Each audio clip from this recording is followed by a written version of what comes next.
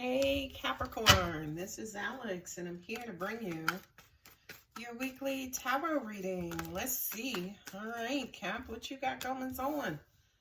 Ooh, King of Swords and Ten of Pentacles. Okay.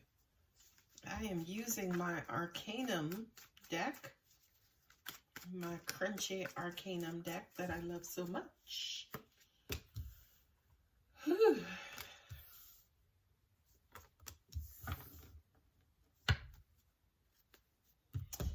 You got 8 swords. Okay, so who don't you have here? Sword, wand, pentacle, cup. You got everybody here. So that King of Swords represents the whole truth, nothing but the truth. So help you God. That's also having an honest conversation. Ooh, King of Swords and King of Cups. Ooh, look at all these tens. Oh boy. All right. You know what? This is a hodgepodge of a reading, Cap. I'm going to tell you that right now. Because you have King of Swords and a King of Pentacles, right? Mind over heart. Right? The King of Swords is logical, intelligent. He does not make decisions based on emotion, but he makes decisions based on pure logic. Remember, energy is genderless, so even though I'm referring to a male and male masculine energy, it could be, you could be a female, right? Embodying this energy. So I do kind of feel like somebody had a mind and heart conversation, and the kings in the tower represent direction. Where we going? What we gonna do from here on in? This feels like some sort of a come to Jesus, come to Moses type of conversation, because you start out with the kings and you wrap it up with the tens, and then we just get to where we gonna get to. Okay, so I do kind of feel like you feel like somebody's not taking you serious when it comes to your future. That's just what I got off the dome.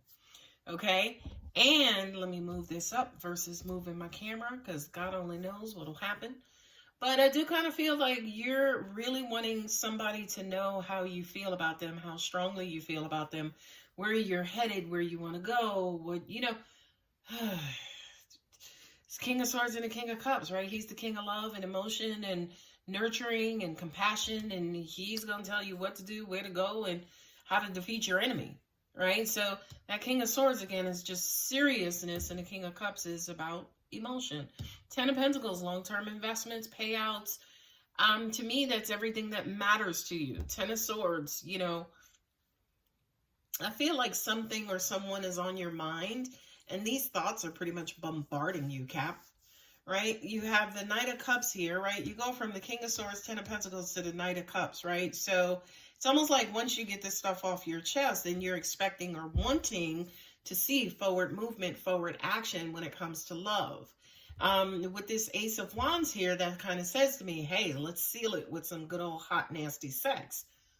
Oh, right? But at the end of the day, in the beginning of the next one, Cap, I wonder if that's really your motivation, right? Because it's almost like you're trying to hit this from the intelligence standpoint and the emotional standpoint, so you can get to the physical, passionate, lusty, nasty one. Just a thought, you know, it doesn't have to be your situation. But you have this Knight of Cups, again, increased emotions. It's almost like you're saying all of these things and you're begging it, not begging, but pleading and making your case and making a strong case. And I kind of feel like, you know, with the tens in the tarot representing completion, it's almost like you're looking for somebody to either validate you, give in, accept, acknowledge, confirm, and allow you to kind of move forward with them, right? Now, y'all always have these fuck shit placements in your readings, Cap. And with that Two of Swords and the Seven of Swords, there's something that either you or your person is not seeing. Somebody's holding, somebody is withholding, somebody is intentionally holding something back. Swords represent truth, so I kind of feel like there's a level of truth that's being hidden, held back, purposely omitted, okay? Not only that, but with the Eight of Wands and the Lovers cards, somebody is looking for some sort of immediate return or immediate return on their investment. Now, with the Eight of Cups and the Fool card, I feel like this is perhaps who you're dealing with, Cap, because you have somebody right now, to an extent, is not necessarily in an emotional state of mind.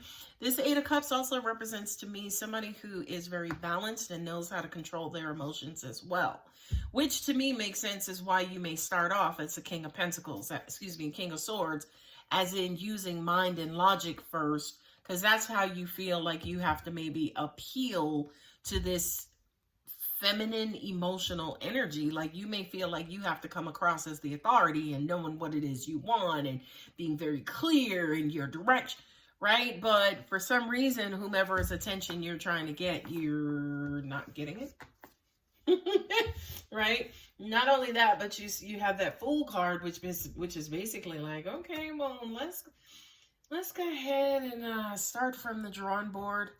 Let's go ahead and kind of hit the reset button and try that. Let's take this from the top, right? That Fool card says to me, it's almost like with everything that you're putting on the table, with all of the, again, acknowledgement and validation you're giving and receiving, whomever it is that you're talking to or dealing with is kind of quote unquote falling on deaf ears. Because the Fool there, right? These are two amazingly and incredibly knowledgeable people. But it's almost like the person that you are trying to connect with, just not on the same wavelength. Kind of marching to the beat of their own drum. You know what I mean? Maybe you're trying to give an order here. You're trying to, again, maybe even try to commit to this person. I just heard the term wrangle. Okay. But for some reason, somebody's just, kind of going with the flow. I don't want to be tied down. No, I don't feel like taking orders today. I'm good. I'm sorry. That came out of nowhere. You have Aquarius here. You got Scorpio here. You only have Gemini and Aquarius here. So, with the Lovers card and then also with the Fool card, this Eight of Wands and Lovers says to me that it's almost like you want this person to give you the green light. Like, come on, boo-boo, you can come over, you can spend the night. Yeah, we gonna be, you want confirmation from them, but they doing everything under the sun but giving you that confirmation. Remain positive. Communicate clearly. Yeah, right? Seven of Swords and the Two of Swords. That ain't, you can be communicating clearly, but just not with the truth. All right, be assertive. Yeah, I feel like all of these cards, remain positive, communicate clearly, and be assertive, is this King of Swords energy, right? For a lot of you guys, you could be, kind of, how do you say, talking yourself up, talking yourself into it, getting up the nerve to go in and just grab this bull by his horns. But y'all gonna get there, and the bull ain't gonna be in their shed. The bull gonna be outside smelling roses and kicking around some dirt. Opportunity. Yeah, that kind of feels like to me that, yeah, maybe you guys are marching or wanting to do things on your terms and your own time limits. For some of you guys, you could be rushing maybe just a little bit. And it looks like whomever it is that you're dealing with, unfortunately, they are just la-la-la-ing. All right, Cap, I am going to go ahead and leave it here. If the reading does resonate, don't forget to like and subscribe. And if you're interested in a personal reading, my contact details are in the About section of my channel. Love you, Cap. Bye.